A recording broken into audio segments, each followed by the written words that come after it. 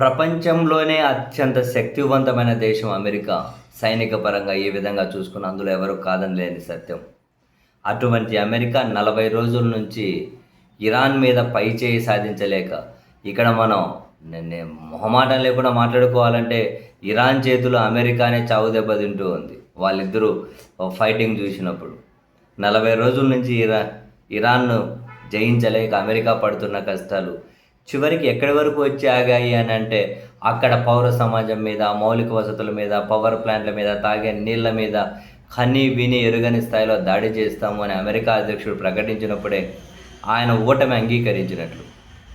ఇదే విషయాన్ని ప్రపంచంలో చాలా దేశాలు బహిరంగంగానే చెబుతూ ఉన్నాయి. ఎందుకంటే అది యుద్ధ నీతి కాదు, అది అంతర్జాతీయ చట్టాల ఉల్లంఘన, అది ఒక కంప్లీట్గా క్రిమినల్ యాక్టివిటీ. అలా దాడి చేస్తామన్నప్పుడే అమెరికా ఓడిపోయింది. అండ్ ప్రతిరోజు అమెరికా అధ్యక్షుడు ఏం చెబుతున్నాడు? ఇరాన్ పని అయిపోయింది, ఇరాన్ మా అధీనంలో ఉంది. ఇరాన్ వైమానిక దళం పని అయిపోయింది, మా అధీనంలో ఉంది. ఇంకొకటి అయిపోయింది, వాళ్ళ పని అయిపోయింది, మా అధీనంలో ఉంది. చివరికి అక్కడ ఒక సైనికు వాళ్ళ ఫైటర్ చిక్కుకుంటే, ఒక పైలట్ చిక్కుకుంటే ఇరాన్లో, ఆయన రక్షించడం కోసం 8,000 కోట్ల ఖర్చు పెట్టి అమెరికా 200కు పైగా యుద్ధ విమానాలను, మొత్తం మీద రవాణా విమానాలు అన్నీ కలిపి 200 పైగా విమానాలను పంపించి ఇరాన్లోకి చచ్చి చెడి కొన్ని యుద్ధ విమానాలు, ఫైటర్ జెట్లను కోల్పోయి, మళ్ళీ వీళ్ళ సైనికులు ఒక 6 మంది చనిపోయి, అంత కష్టాలు పడి ఒక సైనికుని ఇడిపించుకొని వచ్చారు.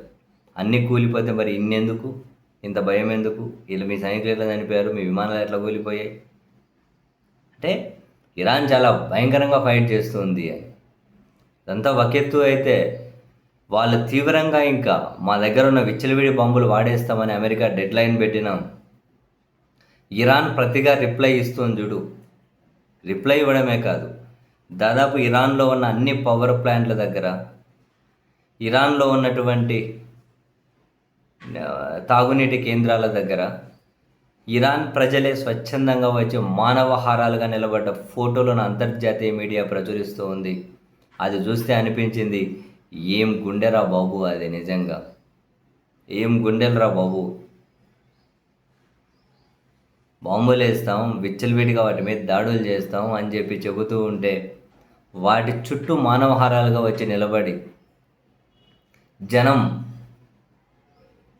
ఎదురొడ్డడం అంటే మామూలు విషయమా? అని అదొకటే కాదు, అమెరికాకు ఇరాన్ ఈ స్థాయిలో కూడా మళ్ళీ కౌంటర్, నీ పిచ్చి ప్రేలాపనలు, నీ సైకో స్టేట్మెంట్లు మమ్మల్ని ఏమి చేయలేవని.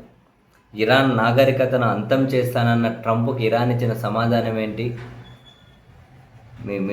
నీలాంటి వాళ్ళు 100 మంది వచ్చినా అది సాధ్యం కాదు.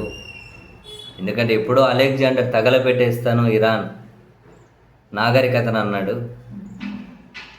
ఇరాన్ నిలబడింది. మంగోలియన్లు ఇరాన్ నాగరికతను సొంతం చేసుకుంటాం, ఆక్రమించుకుంటాం, దోచేసుకుంటాం అన్నారు, నిలబడింది. మా చరిత్ర అంతా మీలాంటి సైకోలను ఎదుర్కొనే నిలబడింది. ఇప్పుడు నువ్వు మమ్మల్ని ఏమీ చేయలేవు అని చెప్పి ఇరాన్ నిలబడడం అసలు మామూలు విషయమా?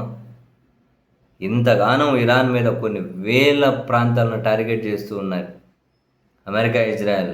ఎన్ని బాంబులు వేశారో ప్రతిగా. ఇప్పుడు మళ్ళీ అసలు ఆశ్చర్యం, సౌదీ అరేబియాలోని అతిపెద్ద పారిశ్రామిక నగరం మీద ఇరాన్ మామూలు దాడి చేయలే. ఏ స్థాయిలో అంటే మొత్తం అదంతా బాంబులతో, పొగలతో నిండిపోయింది.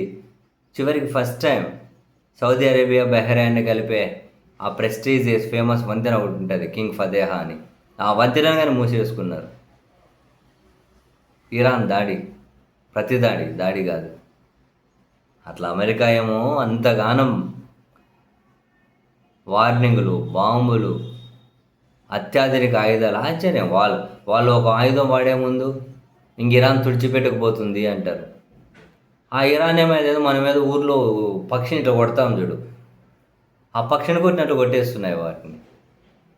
అమెరికా అత్యాధునిక రాడార్లను చీల్చిపడేసింది. F-35 లాంటి యుద్ధ విమానాలను మూలను కూర్చోబెట్టారు. B-2 బాంబర్లు ఏం చేయలేకపోయాయి.